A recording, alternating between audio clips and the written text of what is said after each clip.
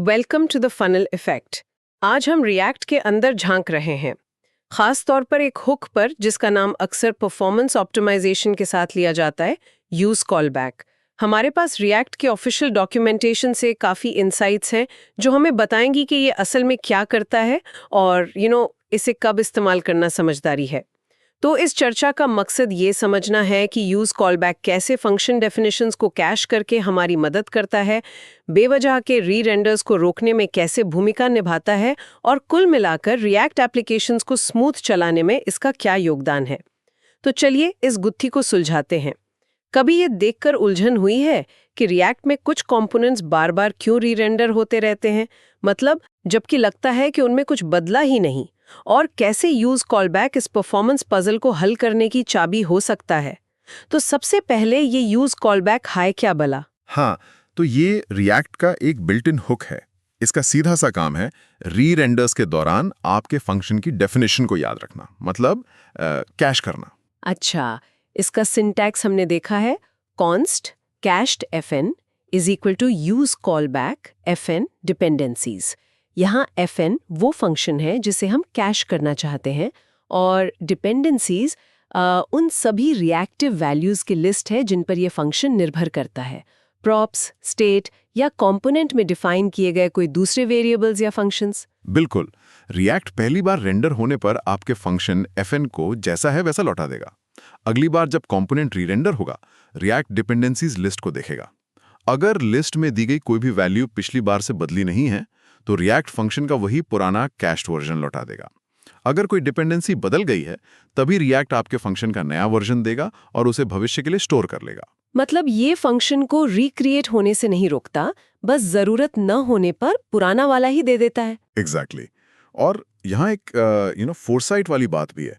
React team एक compiler पर काम कर रही है जो भविष्य में इस तरह की मेमोराइजेशन को शायद ऑटोमेटिकली हैंडल कर ले। ओह अच्छा। अगर ऐसा होता है तो हमें यूज कॉलबैक जैसे हुक्स को मैन्युअली इतना इस्तेमाल करने की जरूरत शायद नहीं पड़ेगी।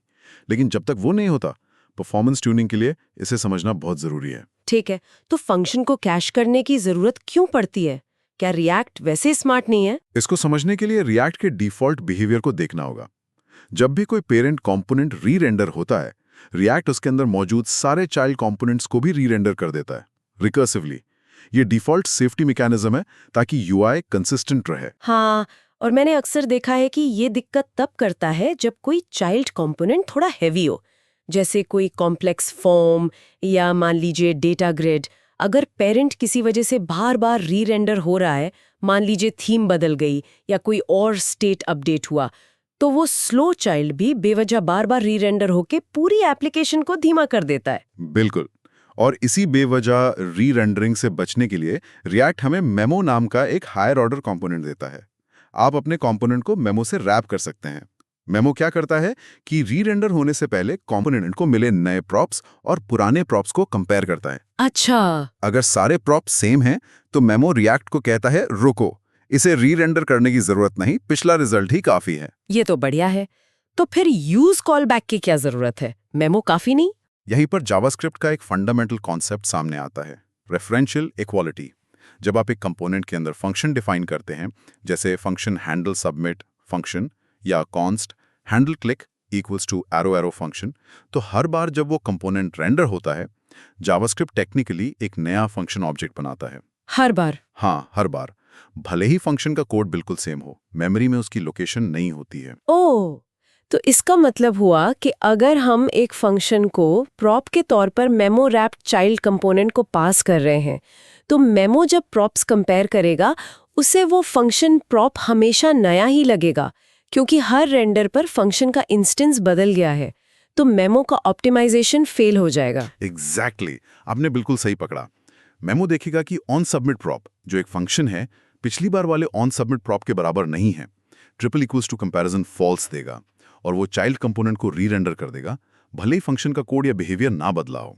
और यही यूज कॉलबैक तस्वीर में आता है। हाँ, जब आप उस फंक्शन को यूज कॉलबैक में रैप करते हैं, जैसे const cached handle submit equals use callback handle submit product ID comma referrer, तो आप रिएक्ट को कह रहे हैं इस हैंडल सबमिट फंक्शन को याद रखो, जब तक प्रोडक्ट आईडी या रेफरर डिपेंडेंसीज नहीं बदलती, मुझे हर बार री-रेंडर पर इसी फंक्शन का पुराना वाला इंस्टेंस ही देना।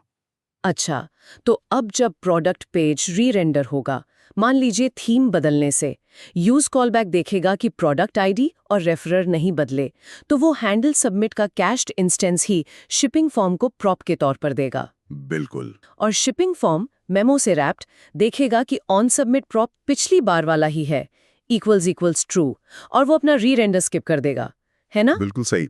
सोर्स में दिया गया प्रोडक्ट पेज और शिपिंग फॉर्म का उदाहरण इसी चीज को दिखाता है।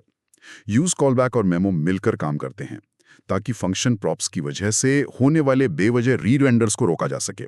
इससे यूआई ज्यादा रिस्पॉन्सिव रहता है। ये कनेक्शन तो साफ हो गया। अब ऑप्टिमाइजेशन की बात करते हुए अक्सर यूज मेमो के साथ यूज मेमो का भी नाम आता है। दोनों मेमोआइजेशन करते हैं, पर इनमें फर्क क्या है? ये थोड़ा कंफ्यूजिंग हो सकता है। हाँ, ये एक कॉमन पॉइंट ऑफ कंफ्यूजन है। दोनों का मकसद कैशिंग या मेमोआइजेशन ही है, पर वो अलग-अलग चीजें कैश करते हैं। देखिए, यूज मेमो आपके दिए गए फंक्शन को चलाकर कॉल करके उसके रिजल्ट को कैश करता है। सोचिए आपके पास एक महंगा कैलकुलेशन है, कंस्ट heavy data is equal to compute expensive value a, b।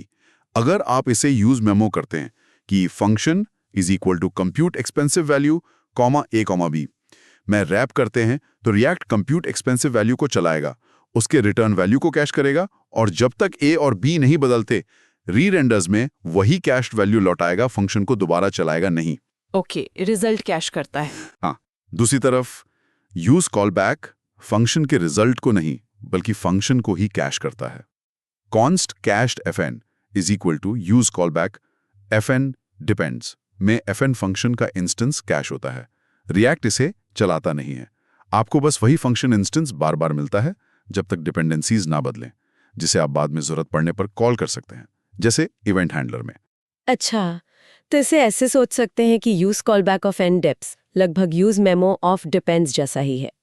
मतलब दोनों डिपेंडेंसीज के आधार पर कुछ कैश करते हैं। बस यूज मेमो वैल्यू कैश करता है फंक्शन चलाकर, और यूज कॉलबैक फंक्शन का रेफरेंस कैश करता है बिना चलाए। हाँ, ये समझने का एक अच्छा तरीका है। बिल्कुल, यूज कॉलबैक खास तौर से फंक्शंस को स्टेबलाइज करने के लिए है, खासकर जब उन्हें प्रॉप्स के तौर पर पास करना हो या हुक्स की डिपेंडेंसी लिस्ट में डालना हो। ठीक है, ये अंतर समझ आ गया। लेकिन अब सबसे बड़ा सवाल, इसे इस्तेमाल कब करना चाहिए? मैंने देखा है कुछ लोग हर फंक्शन को यूज कॉलबैक में रैप कर देते हैं। क्या ये सही अप्रोच है? ये एक बहुत महत्वपूर्ण सवाल है और इसका जवाब है बिल्कुल नहीं। यूज कॉलबैक को हर जगह इस्तेमाल करना ना सिर्फ गैर जरूरी है, बल्कि कोड को बेवजह कॉम्प्लेक्स बना सकता है। याद रखिए, यूज कॉलबैक फंडामेंटली एक परफॉर्मेंस ऑप्टिमाइजेशन है। ये आपके कोड के लॉजिक को ठीक नहीं करता। अगर यूज कॉलबैक के बिना आपका कंपोनेंट सही से काम नहीं कर रहा, तो शायद प्रॉब्लम कहीं और है जिसे पहले एड्रेस करना चाहिए। तो फिर वो स्पेसिफिक सिचुएशंस कौन सी हैं जहां यूज कॉलबैक वाकई फायदा पहुंचाता है? रिएक्ट डॉक्यूमेंटेशन के हिसाब से दो मुख्य सिनेरियोज हैं जहां यूज कॉलबैक सबसे ज्यादा उपयोगी है। पहला, जैसा हमने अभी डिस्कस किया, जब आप एक फंक्शन को प्रॉप के तौर पर किसी ऐसे चाइल्ड कंपोनेंट को पास करें जो मेमो से रैप किया हुआ है। यहां यूज कॉलबैक उस फंक्शन प्रॉप को स्टेबल रखता है ताकि मेमो अपना काम कर सके और बेवजह री-रेंडर्स को रोक सके। राइट। दूसरा सिनेरियो है जब आप जो फंक्शन डिफाइन कर रहे हैं वो किसी दूसरे हुक की डिपेंडेंसी लिस्ट में इस्तेमाल होने वाला है, जैसे यूज इफेक्ट, यूज मेमो या कोई और यूज कॉलबैक। अच्छा। अगर वो फंक्शन हर रेंडर पे नया बनता है तो वो डिपेंडेंट हुक भी हर रेंडर पे चलेगा, जो शायद आप नहीं चाहते। फंक्शन को यूज कॉलबैक में रैप करने से वो स्टेबल रहता है और डिपेंडेंट हुक बेवजह ट्रिगर नहीं होता। तो इन दो केसेस के अलावा सामान्य फंक्शंस के लिए यूज कॉलबैक लगाने का कोई खास फायदा नहीं है? आमतौर पर नहीं। अगर फंक्शन ना तो मेमो रैप्ड कंपोनेंट को प्रॉप में जा रहा है, ना ही किसी हुक की डिपेंडेंसी है, तो उसे यूज कॉलबैक में रैप करने से परफॉर्मेंस में शायद ही कोई मेजरेबल इंप्रूवमेंट हो, पर कोड रीडेबिलिटी थोड़ी कम जरूर हो सकती है।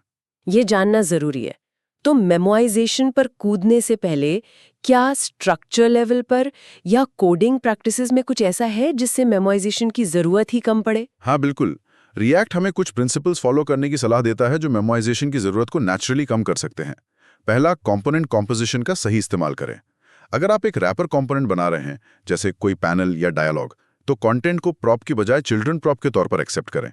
रिएक्ट चिल्ड्रन को ऑप्टिमाइज करने में ज्यादा स्मार्ट है। अच्छा, रैपर रीरेंडर होने पर भी चिल्ड्रन रीरेंडर नहीं होंगे अगर वो बदले नहीं है। ये तो अच्छा पॉइंट है। दूसरा, स्टेट कोलोकेशन, यानी स्टेट को वहीं रखें जहां उसकी जरूरत है। ग्लोबल स्टेट या टॉप लेवल स्टेट में सिर्फ वही डालें जो वाकई शेयर्ड है।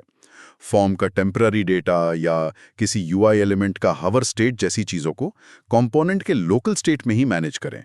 स्टेट को बेवजह ऊपर लिफ्ट करने से बचें। हाँ, ये गलती हो जाती है कई बार। तीसरा, रेंडरिंग लॉजिक को प्योर रखें। आपके कंपोनेंट का आउटपुट सिर्फ उसके करंट प्रॉप्स और स्टेट पर डिपेंड करना चाहिए। अगर री-रेंडर होने से कोई अनएक्सपेक्टेड बिहेवियर या विजुअल ग्लिच आ रहा है तो ये कंपोनेंट में बग है। इसे मेमोराइजेशन से छुपाने की बजाय बग फिक्स करें। मतलब मेमोराइजेशन को हैक की तरह इस्तेमाल ना करें। बिल्कुल। चौथा, इफेक्ट्स को सावधानी से इस्तेमाल करें। परफॉर्मेंस इश्यूज अक्सर इफेक्ट्स की वजह से होने वाली अपडेट चेन से आते हैं। एक इफेक्ट स्टेट अपडेट करता है जो दूसरे इफेक्ट को ट्रिगर करता है और यह सिलसिला चलता रहता है, जिससे कई री-रेंडर्स होते हैं। अननेसेसरी इफेक्ट से बचें। ठीक है। और पांचवा, इफेक्ट डिपेंडेंसीज को ऑप्टिमाइज करें। क्या इफेक्ट को वाकई उन सभी वैल्यूज पर डिपेंड करने की जरूरत है जो लिस्ट में है? कई बार फंक्शन को इफेक्ट के अंदर मूव कर देने से वो डिपेंडेंसी लिस्ट से हट जाता है और यूज कॉलबैक की जरूरत ही खत्म हो जाती है। ये ज्यादा सिंपल सोल्यूशन हो सकता है। ये तो बहुत प्रैक्टिकल एडवाइस है। यानी पहले आर्किटेक्चर और कंपोनेंट डिजाइन पर ध्यान दें, लेकिन मान लीजिए ये सब करने के बाद भी कोई इंटरैक्शन स्लो फील होता है, तब क्या? तब आपका अगला कदम होना चाहिए रिएक्ट डेवलपर टूल्स प्रोफाइलर। ये टूल आपको दिखाता है कि कौन से कंपोनेंट्स री-रेंडर हो रहे हैं, क्यों हो रहे हैं और उनमें कितना टाइम लग रहा है। प्रोफाइलर की मदद से आप उन स्पेसिफिक बॉटलनेक्स को पिन पॉइंट कर सकते हैं जहां मेमोराइजेशन, मेमो या यूज कॉलबैक वाकई सबसे ज्यादा इंपैक्ट डालेगा। हाँ, प्रोफाइलर। फिर आप टारगेटेड ऑप्टिमाइजेशन कर सकते हैं ना, न कि अंदाजे पर। प्रोफाइलर का इस्तेमाल करके टारगेटेड ऑप्टिमाइजेशन करना ज्यादा इफेक्टिव अप्रोच लगता है। अच्छा, यूज कॉलबैक के कुछ और स्पेसिफिक यूज केसेस या कॉमन प्रॉब्लम्स के बारे में भी बात कर लेते हैं। जरूर। कुछ और सिनेरियोज और ट्रबल शूटिंग टिप्स हैं जो काम आ सकती हैं। एक आम पैटर्न है मेमोराइज्ड कॉलबैक से स्टेट अपडेट करना। मान लीजिए आप सेट आइटम्स स्टेट सेटर को कॉल कर रहे हैं।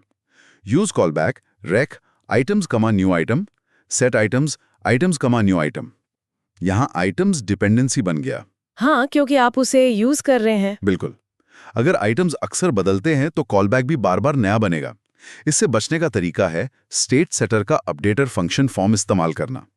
यूज कॉलबैक रेक set items previous items new item. अच्छा। हाँ, अब कॉलबैक आइटम्स पर सीधे डिपेंड नहीं कर रहा, इसलिए आइटम्स को डिपेंडेंसी लिस्ट से हटा सकते हैं और कॉलबैक ज्यादा स्टेबल रहेगा। ये बढ़िया टिप है। दूसरा, यूज इफेक्ट को बार बार चलने से रोकना। अगर इफेक्ट किसी फंक्शन पर डिपेंड करता है जो कंपोनेंट बॉडी में डिफाइन है, तो इफेक्ट हर रेंडर पर चल सकता है। आप उस फंक्शन को यूज कॉलबैक में रैप कर सकते हैं, लेकिन अक्सर एक बेहतर सोल्यूशन होता है अगर वो फंक्शन सिर्फ उसी इफेक्ट में इस्तेमाल हो रहा है तो उसे इफेक्ट के अंदर ही डिफाइन कर दें। इफेक्ट के अंदर? हाँ, इफेक्ट के अंदर। इससे वो डिपेंडेंसी लिस्ट से बाहर हो जाएगा। यूज कॉलबैक की जरूरत ही नहीं। सिंपल और क्लीन। तीसरा, कस्टम हुक्स बनाते समय अगर आप रीयूजेबल हुक बना रहे हैं जो फंक्शंस रिटर्न करता है, तो उन फंक्शंस को यूज कॉलबैक में रैप करना एक अच्छी प्रैक्टिस मानी जाती है। इससे आपके हुक के कंज्यूमर्स जरूरत पड़ने पर अपने कंपोनेंट्स को ऑप्टिमाइज कर पाएंगे, क्योंकि उन्हें आपके हुक से स्टेबल फंक्शंस मिलेंगे। Make sense. और अगर यूज कॉलबैक उम्मीद के मुताबिक काम ना करे तो?